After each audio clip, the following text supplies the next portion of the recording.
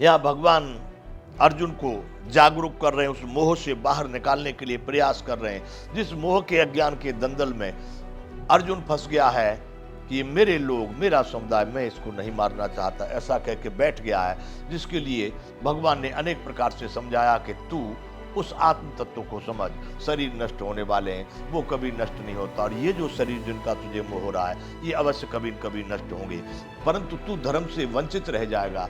ये तुझको धर्म का, स्वर्ग का द्वार खुला हुआ युद्ध रूप व्यापार मिला है, तू इसमें अवश्य खड़ा हो जा। अगर तू अपने मन से, अपनी बुद्धि से ऐसा सोच करके तेरी निष्ठा है कि कोई आपस में मारा मारी करना उचित नहीं है, तो तेरी ये बात गलत सिद्ध होगी, क्योंकि तुझको संसार में कहीं भी लोग जीने नहीं देंगे।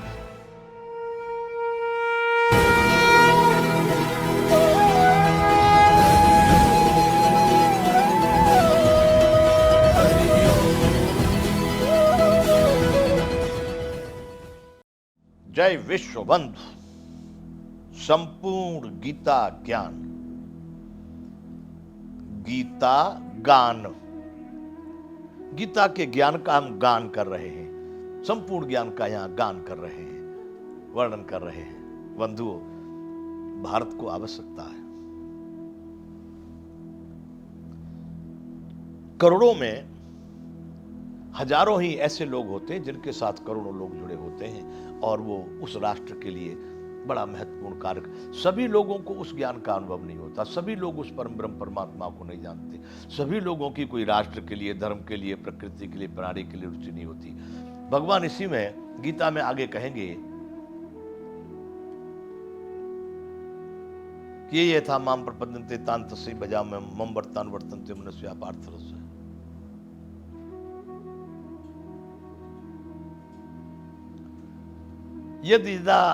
यदि यदा आचरति श्रेष्ठ तत् देवेतरो जना स यत् प्रमाणम कुरुते लोकस्तदनुवर्तते। ऐसा भगवान इसमें आगे कह रहे हैं कि श्रेष्ठ पुरुष जैसा आचरण कर जाते हैं, पीछे वाले लोग भी वही आचरण करते हैं। बंधु, ये कहानी आगे आएगी।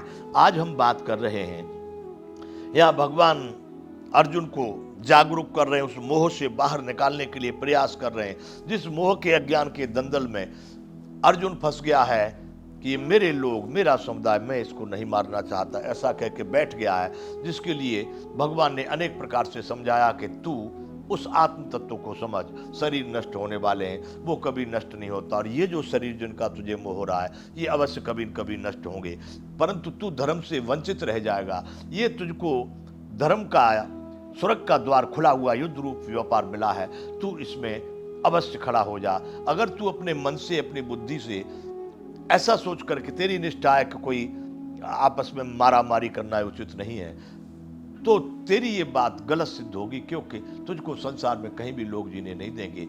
ये सभी बातें बहुत विचित्र प्रकार की बातें करेंगे। यहां तक हम बता चुके थे कि अवाच बदांस बहुन बदस्यन्ति तवाहिता निंदस्तस्तव सामर्थ्य ततो दुख तरम नुकिम।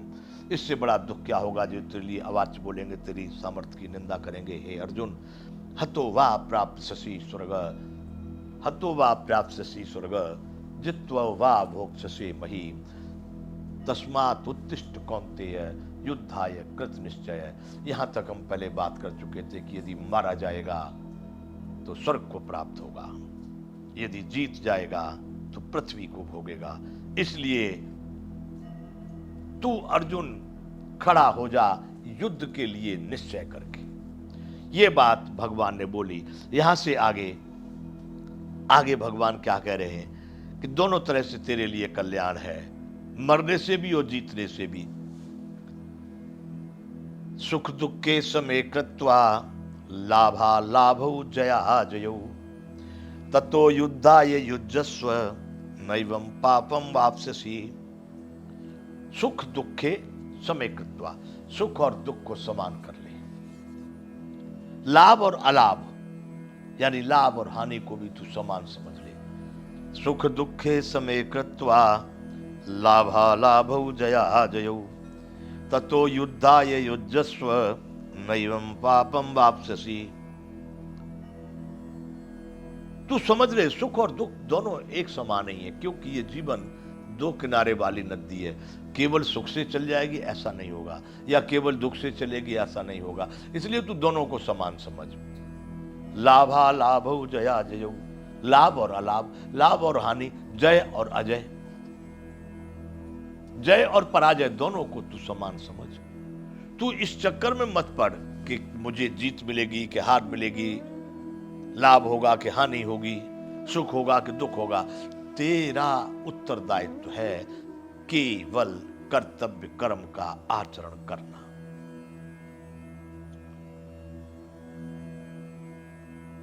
सुख दुखे समे कृत्वा लाभा लाभौ जया जयौ, ततो युद्धा युज्यस्व नैवं पापम वाप्स्यसि।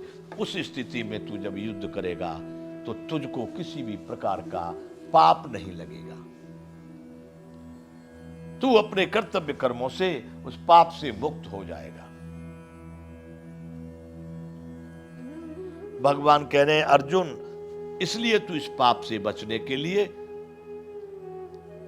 रामायण में भी कहा गया सुख दुख प्रशंसागारी, उन लोगों के लिए सुख और दुख सब समान होता है।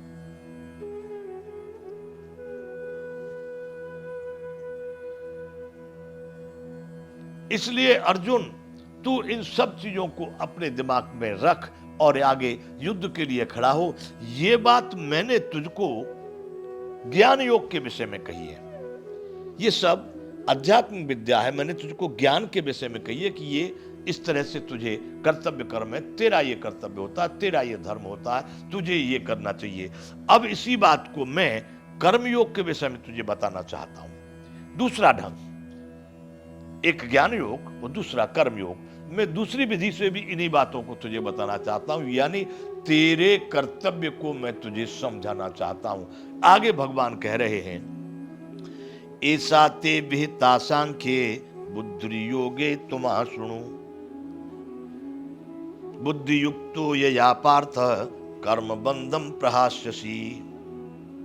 ऐसा ते विहिता सांख्य, ये अभी तक मैंने जो तुझसे बात की है, ये विधि जो बताई है, ये सांख्य योग यानी ज्ञान के विषय में कहा गया है। सांख्य को सांख्यनिष्ठ मतलब ज्ञान से, इसका संबंध ज्ञान के रूप में कहा गया है। ऐसा ते बेता सांख्य बुद्धि योगे तुमा सुनो। अब इसी को तू कर्मयोग के रूप से मुझसे सुन।